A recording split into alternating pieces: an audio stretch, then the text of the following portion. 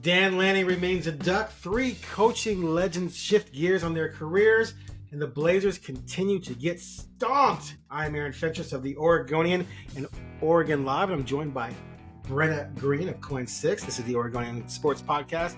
I'm on fumes because I just got back from a trip to Dallas and then New York to cover 4 Blazers games. I'm not going to say I'm on East Coast time still because I don't think that helps my argument because I stayed up late a lot when I was there. But anyway, I'm just tired. How about that? Sure. Also, I have a story about a missing wallet that I'll hopefully get to today. Very interesting story. Anyway, before we get started, please subscribe to our subtext feature. Just text JOIN to 503-386-0095 and you will receive text with hot breaking news and insights and links to stories from myself and Bill Orm and James Crepia, Nick Dashel, etc. You'll get a link, click on it, start a 14-day trial, and then after that, it's only $3.99. And I know Brenna would pay $39.99 a month just to hear my takes and see my text, right, Brenna? I get to hear them for free every week, Aaron. Actually, we're paying you. I get paid to hear them every week, so. So, I think I'm sitting pretty right now. You're the luckiest person in Portland. What are you talking about? I am. I don't get to hear them for free. I get paid. Let's go. You get paid. That's we had to drag you in here kicking and screaming with a paycheck, right? Fentress? I gotta listen to Fentress for an hour? She gotta pay me. Here's my Venmo. Anyway. All right, let's get to the hot topic. Dan Lanning. Woo, boy. Man, that report came out about Saban, and it was instant, like, uh-oh, like, perk up your head, like, look around, like, what's going on? What's going to happen here? Because, of course, that would be one of the places where you would think would be just absolutely a no-brainer that he would go there, but he's not.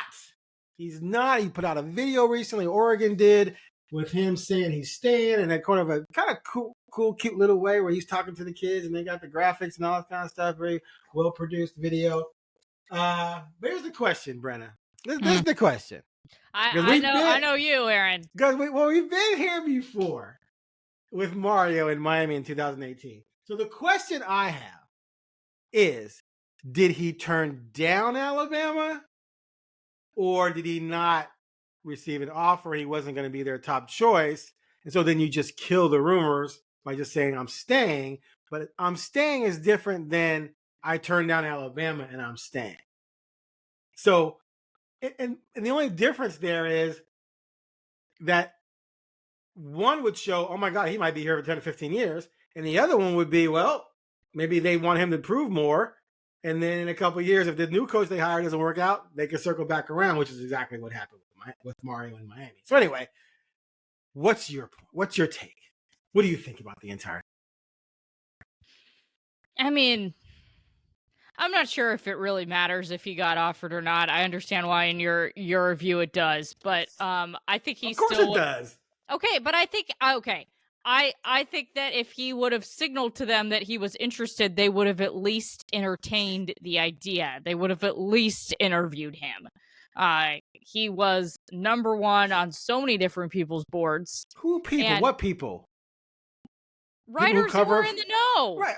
Writers. These guys put out lists all the time that are jacked up. I trust Bruce Feldman from The Athletic a lot. So, he was up there on Bruce's list and a lot of other people. Okay. It's not about trust for me necessarily. It's that speculation. It's just speculation sometimes. Now, what did Feldman say? That he was Bama's number 1 target? He said he was in the top, that if he were to put a list together, Lanning would be in the top 3. Right. If he were to put a list together. What's Bama's list, though? Okay. I don't think Bama's list A is necessarily out there, but B, I think that Bama would have absolutely at least interviewed him if they wanted him, and he was cool with that, I don't see why they wouldn't. That doesn't necessarily mean he would have gotten the job, but he has connections to Bama. He's a young coach, which is something that I'm sure is a plus on their end because they're like, oh, you could be here for 30 years or whatever. Brenna, what has he done? He's gone to a Pac-12 championship game in his second year as a head coach. Right. He took over a program that was winning 10 games a year. He maintained it, went to the conference championship game, and lost as a 10-point favorite. He was 1-4 against his two rivals. I'm not saying he's not a good coach. I'm not saying he's not going to be the next Nick Saban. I'm not saying anything negative about the guy at all. I'm just saying, if I'm Alabama, am I hiring a 2-year head coach that hasn't won a championship?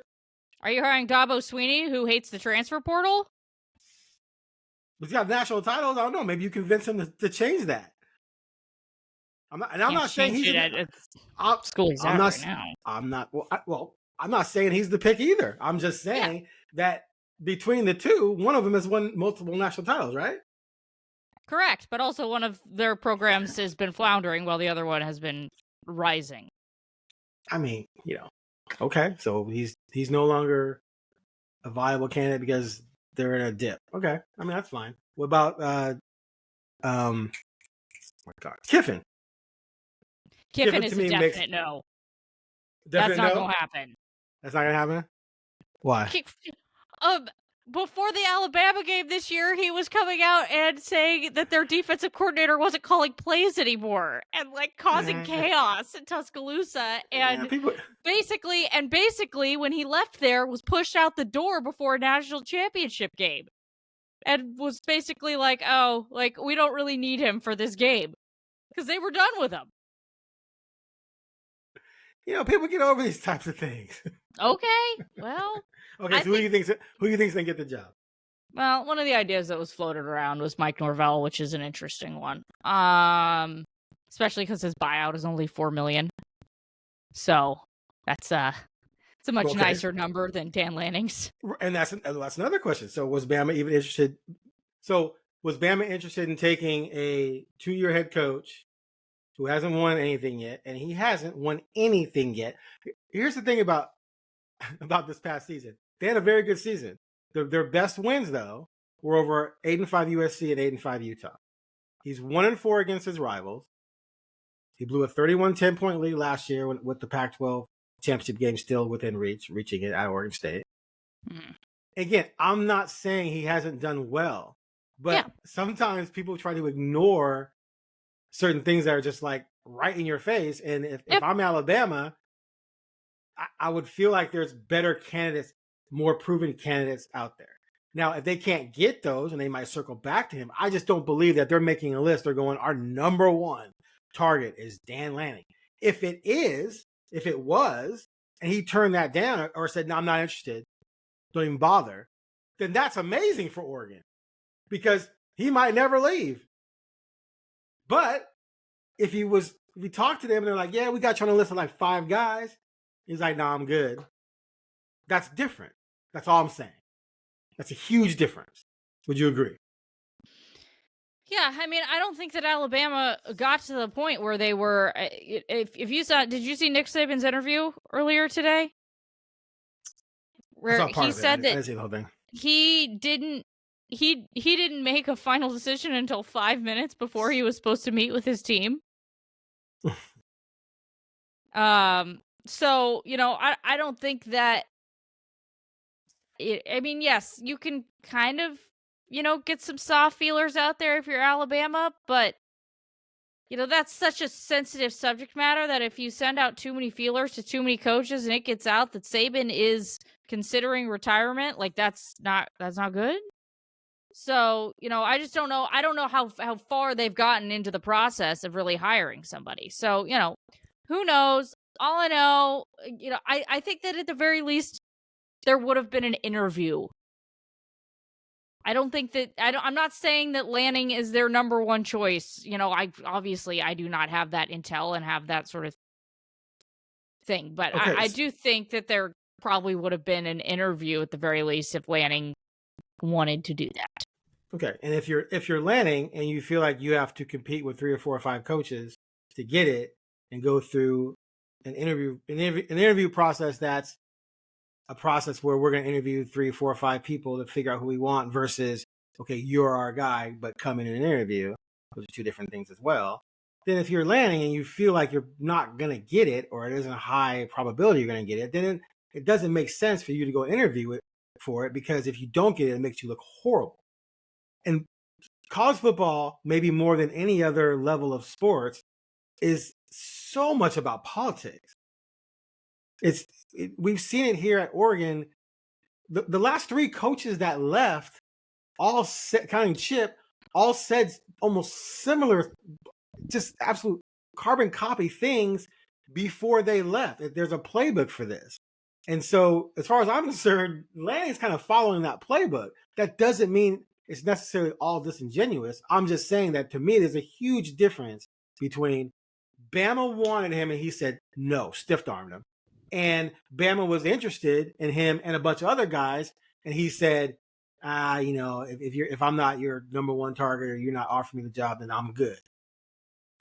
Or they just were like, yeah, you're just on the list and, we'll get back to you.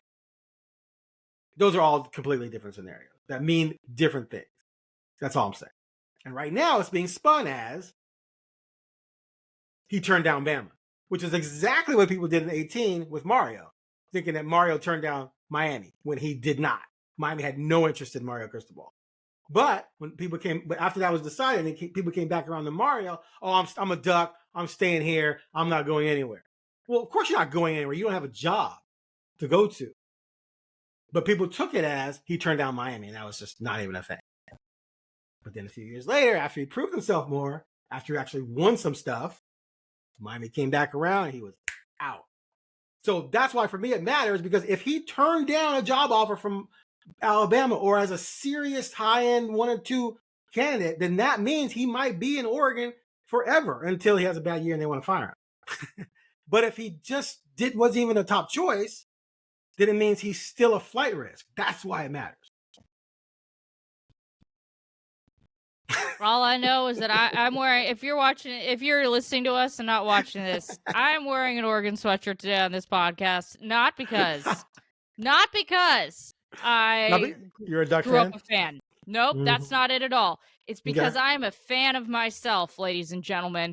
And today, Dan Lanning guaranteed that I do not have to drive 2 hours to Eugene, stand outside in the rain and do live shots, and then drive back 2 hours plus, probably, because we'd be driving back later on at night, and do that whole rigmarole. So thank you, Dan, for making my day much easier. I appreciate it sincerely.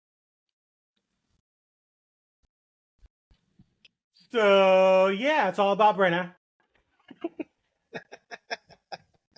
I mean, we should have a segment called "It's All About Brenna," where you come up with something. I'm a fan of me first and foremost. Okay, I'm a fan of not having an additional 8 hours onto my week that I have to then figure out on the back end how to not get, how to sneakily avoid OT and stuff like that. So anyways, yeah, yes, you know what? I don't think anybody can blame me for being a fan of myself right now. And hey, I've been there. Yeah, thank you, Dan. I've been there. I know what you're talking. I'm not even hating. I've been there where you're like, Ken Go used to always say he pulled for the story. He didn't pull for teams, didn't pull for players. He pulled for the best story. But like you, sometimes I pull for the best situation for moi. Right? What am I going to have to do if this happens today? What am I going to have to deal with if this happens? So I hear you. Let me just say this, though. Regardless of how it came down or what led to where or what, agent had his call with Bama or Dan Lanning or whatever happened, huge regardless that he's staying. That would have just been a kick in the face. Oh, my God. Again.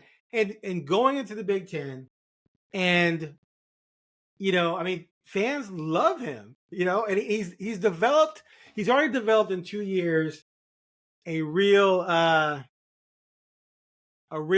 just connecting with the fans, but a real synergy with the Oregon brand and the university and the program, where like you don't feel like he's just some guy who came here and is coaching the team. He feels like he's already a part of, everything that is Oregon. You know what I'm saying? Like he fits right in, and he's in there. Like he's in there. If you're hugging someone, you're in there. And so it would just be awful for that to happen for a third straight time, especially with all the momentum he's built. So good for the Ducks, But I just still wonder, what could be on the horizon if his star keeps rising, if he does win the Big Ten, if he does. I mean, I think they're going to have probably a 50, 60%, maybe 60, 70% chance to be in the playoffs next year with the 12 team. And I only say 60, 70 mainly because things happen. Injury, you lose your quarterback, you lose a couple. Actually, you know what I mean. But if everything goes fine, then it's probably 80, 90. But then that's going to be easier to do, so it's not going to have as much cachet. But if you win and get to the Final Four, like if he does that, or if he wins the conference, then his value goes up. And then you would see a situation like this with Bama, I think, if Bama came open in a few years, whatever, or someone else, where the push would be harder and more aggressive and more public.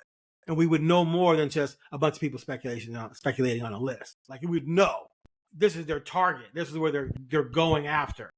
And that's just that feel isn't there now. Whereas like with Mario, when that job came open, it was like everyone knew Miami, Mario. Miami was after Mario, period. There was no ambiguity at all. So good for Oregon that he's staying, but I still find the future to be fascinating with that guy because if he keeps doing well, he's gonna have people coming after him. And if he doesn't do well, then fans will want him gone anyway because the love people have for coaches is completely conditional. All right, let's move on to NFL coaches. Huge changes. Pete Carroll retires from the Seahawks, but will still work for the organization.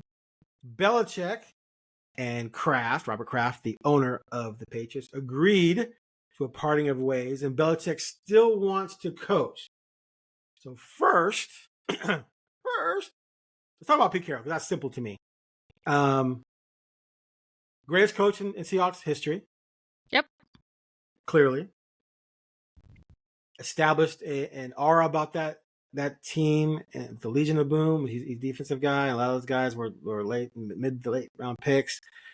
He put that thing together along with John Schneider, and they became one of the most popular teams in the country. I mean, they had a huge following, still do. Didn't get that second Super Bowl. I was at both. The second one, oh man, that was crazy how they lost that. But they lost it.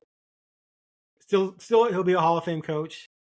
What's your take on his legacy in Seattle, and will he ever be surpassed? Or I'd say ever. I mean, we might be dead and someone can surpass him, but it's going to be hard. I mean, you got to win 2 Super Bowls, right? It's one of those things where it's like, I don't remember who the coach was there before Pete off the top of my head. Mora. It was Jim Mora Jr. for 1 year. I covered that year too.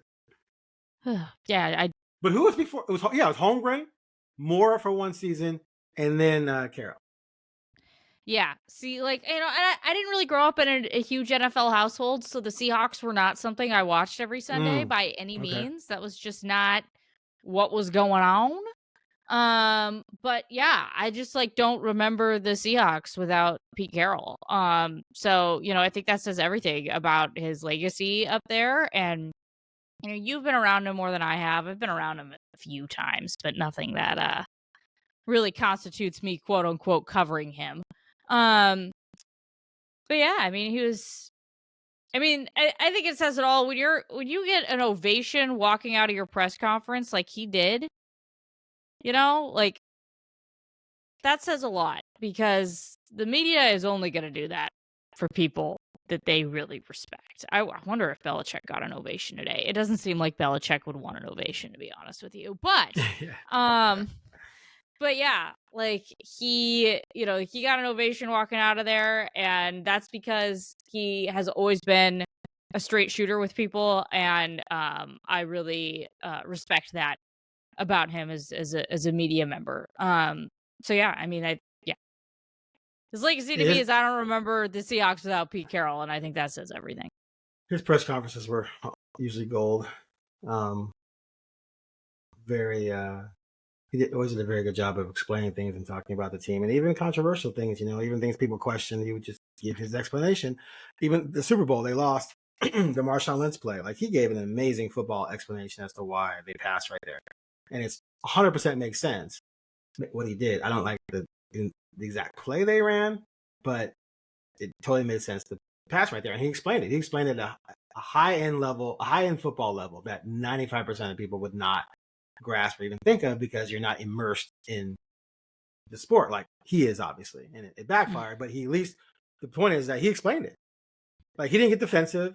He didn't get mad. He explained it right there at the press conference, right at the post-game press conference. He broke it down. The downs, how many downs they had left, how much time they have left, how many timeouts they had left. If you pass there and you get incomplete, you're going to get 2 more plays. If you run there and you get stuffed, you might only get 1 more play because you only have 1 timeout. So he explained it. And he was always like that. He always just broke things down, like almost like he was giving a class. You ask a question, I'm going to give you a lecture and a class on why we do these things.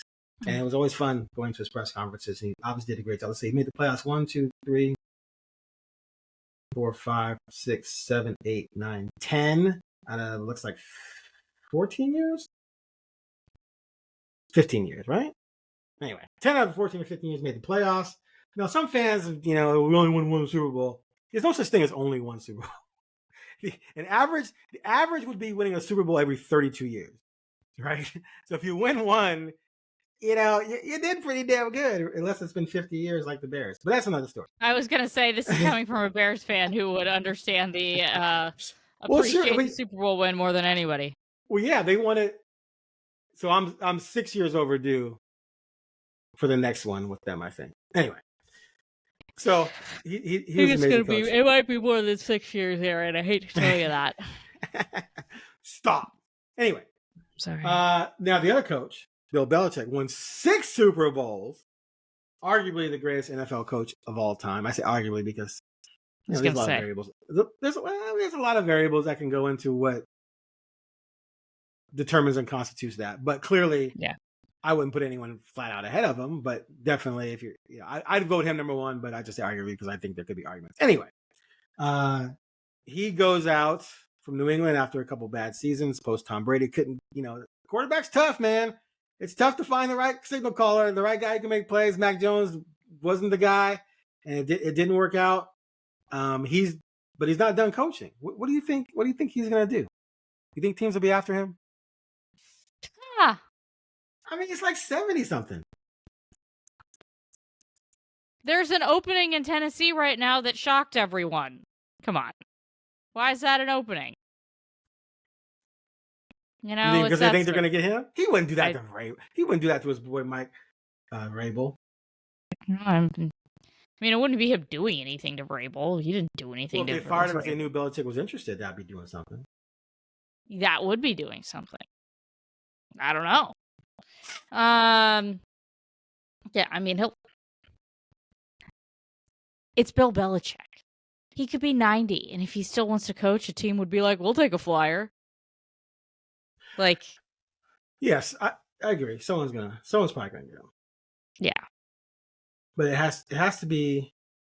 So I listen to a lot of Chicago podcasts, and this has come up there, and people have said in Chicago that they don't know if they'd want him because his personality, whatever. I'm like, you guys are morons. But if you're polls the GM, do you want him because he's a personnel person? So then you lose control, right? If you're polls the GM, and you're a young GM, and Bill Belichick comes in with six Super Bowl rings.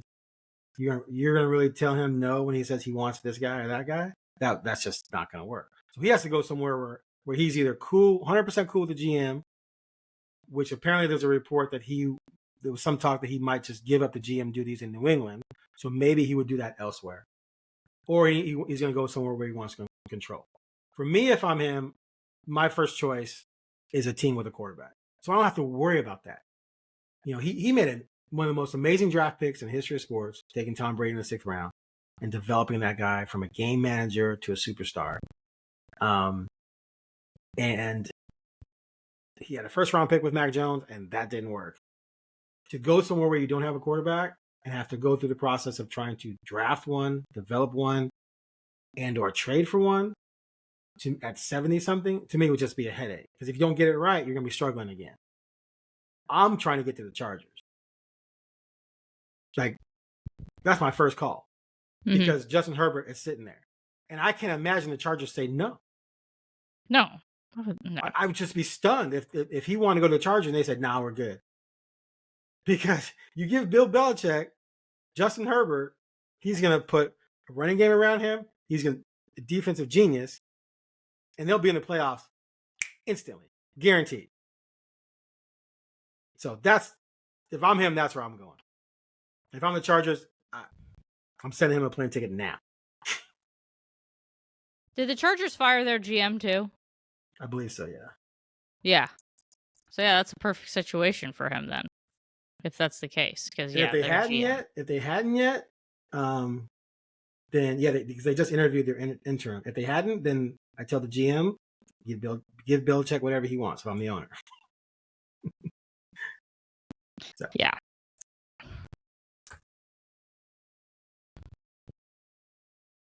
That's it? You got nothing else? That's it. That's it. Good? I mean, yeah.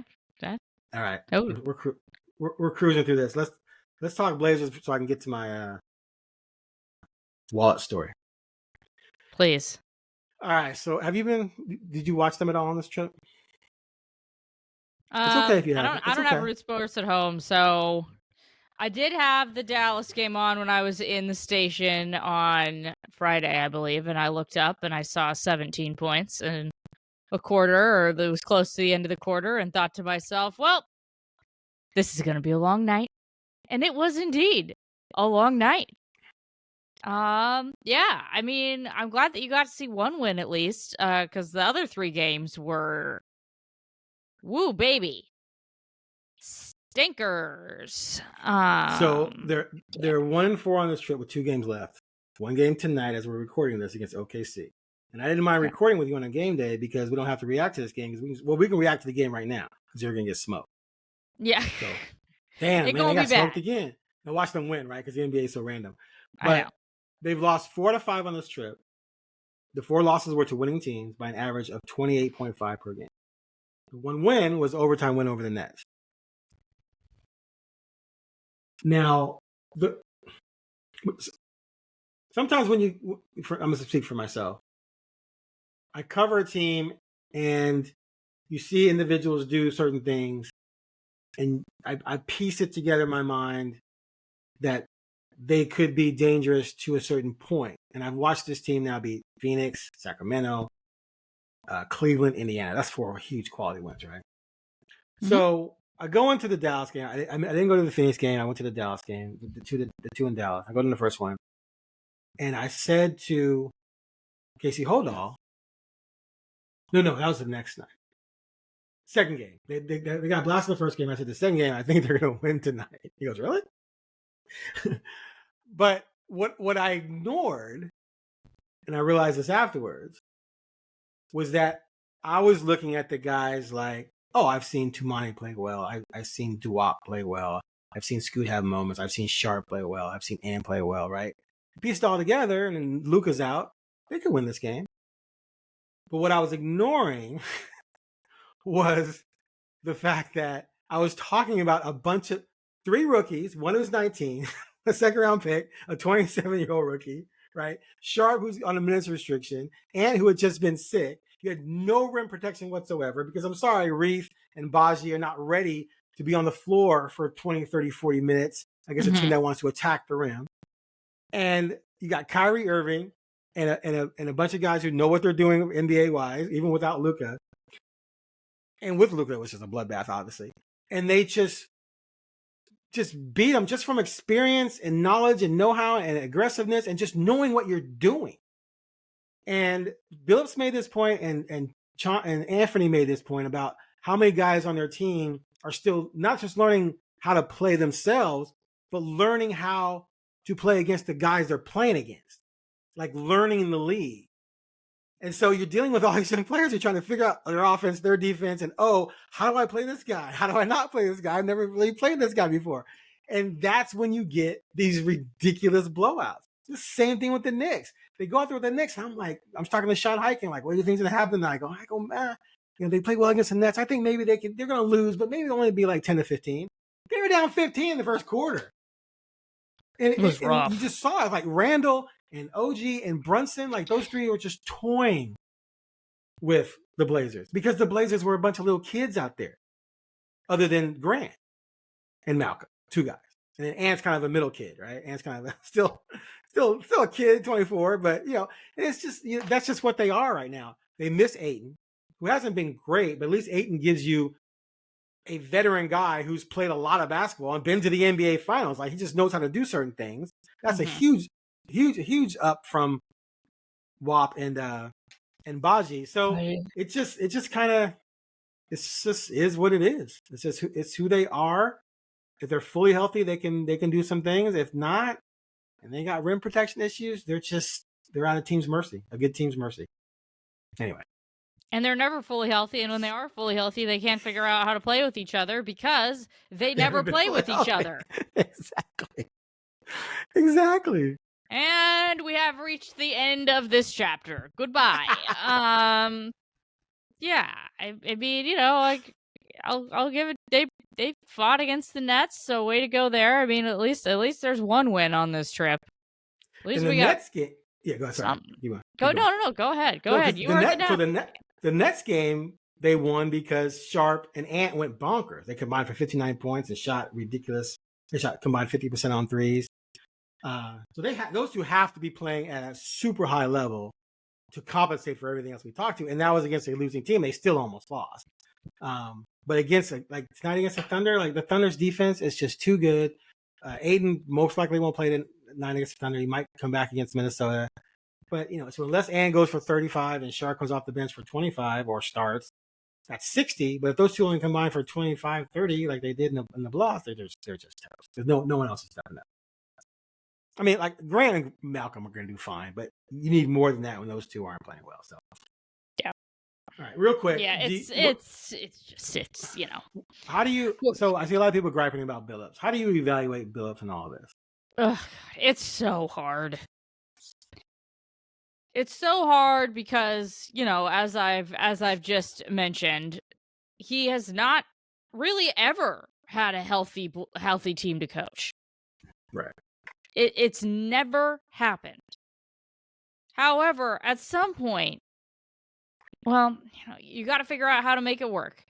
But then I go, well, has he even had, been given the pieces to really have a chance to make it work? I'm not really sure. So yeah, that's the thing it's really hard to evaluate a coach where, we've had maybe 5 games this year where everyone's been healthy. Maybe.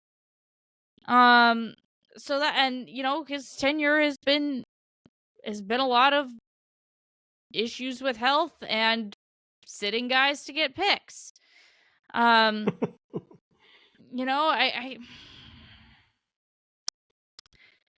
do think that, I remember when he was brought in and thinking, does he really have the credentials to be a head coach right now? Does he need a little bit more time just coaching? But then, you see other people who are able to come in and get it done. So, that's really, that's hard to really identify. And obviously he was brought in under somebody who was no longer there. So that's another thing. And that was, he was going to bring in his friends first and foremost. And that was pretty well known. That isn't a secret. So yeah, it's just, it's hard. It's a hard situation. But I don't see how they can do. I can see how we can stretch this into next year. If this continues next year, I just don't see how they don't try to change the face around there, because I think just 4 years of having the same thing over and over again with the same guy in charge, not necessarily saying it's his fault, but it is what is happening, then, at some point you just got to switch it up just because, right? Just because. And he may want to switch it up, right? Yeah, that's true. Yeah. No, I agree with everything you're saying. Off the top of my head, when I think about his tenure, the times when they've been healthy, reasonably healthy, I'm not saying everyone had to be healthy, right? But where you're reasonably healthy, you're not missing 3 out of your rotation, right? Yeah. He's over 500, I think, or right around it. If I go back and really, I've been meaning to kind of do a deep dive on that and go back and look at that, but it's obviously very tedious. But, the first year, they're 10-8, and then Dame has the core thing act up, and then CJ has a lung collapse. Season over, right? Season's over. January 1st, Dame's out for the season already. But with Ant and Nurk as the lead guys, when those two played together, they were 12-12 until they shut it down. That's with CJ playing part of the time before he got traded, and that's without Dame. That was impressive because you didn't really. I mean, Ant and Nurk, that's your 1-2, and you're 500. So that to me is a high quality season for me. Last year they were over 500 and they were playing well, and then Little went out, and then not Little.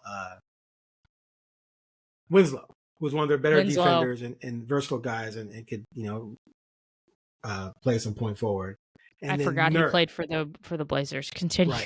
Right, and then Nurk, and their defensive rating went up 10 points because after losing those guys, basically, because you go from Winslow to Watford, who wasn't a very good defender and was young, right, just a kid. You didn't have and they admitted this at the end of the season. They didn't have a lot of veteran depth or height or length, and then you lose Nurkic, who's a plus defender, and go to Eubanks, who's a negative defender, right? And then Ant goes out, and then Grant goes out, and then they just tank it. So again, right there, when they were reasonably healthy, they were above 500. You come into this year, and you're built to lose, period. You're just built to lose. You have way too many kids, way too much youth, way too many guys who just don't know how to play at this level. And then you have injuries. Ant's missed 21 games. So it's very difficult for me to judge him at all. I'm not going to sit here. I know way more about football than I do basketball. As far as the intricacies and X's and O's, ins and outs, because I played and coached football, but I just don't believe for a second that if you give him a playoff caliber roster, I think he's going to the playoffs. If you give him a roster not built to win, he's not going to magically make it win. Just like Popovich in San Antonio, who, by the way, is working on his 5th consecutive losing season. He hasn't had a winning season since 18-19. Does he suck as a coach all of a sudden? No, he just doesn't have Duncan, right? He doesn't have Tony Parker, Kawhi. Like, he just doesn't have the horses he had before. He's got a bunch of kids. He's been trying to rebuild, and he's working on his 5th consecutive losing season. He just got the number 1 pick and got the unicorn Wemby, and they're what, like 7-27 or something like that? So is he a bad coach? So that's sort of what I sort of look at. You got to have players. You got to have ballers. You got to have health. Blazers don't have it. I can't blame Bills, but who knows what Cronin's evaluation would be. And like you said, Billis wasn't Cronin's hire, So I don't even think it's going to be a Cronin. I don't think it's going to be a Cronin call. That's a Bert and Jody call, baby. Same thing that went down in Seattle. That was not a John Schneider call. That was most definitely. I mean, it's documented. It was a Jody and Bert call. So yeah, I don't know. Yeah. All right, let's hear about this wallet. All right, so I'm flying back from New York, and it's about a 5-hour flight from New York to Charlotte to Portland. I go to the bathroom, I come back, and I can't find my wallet.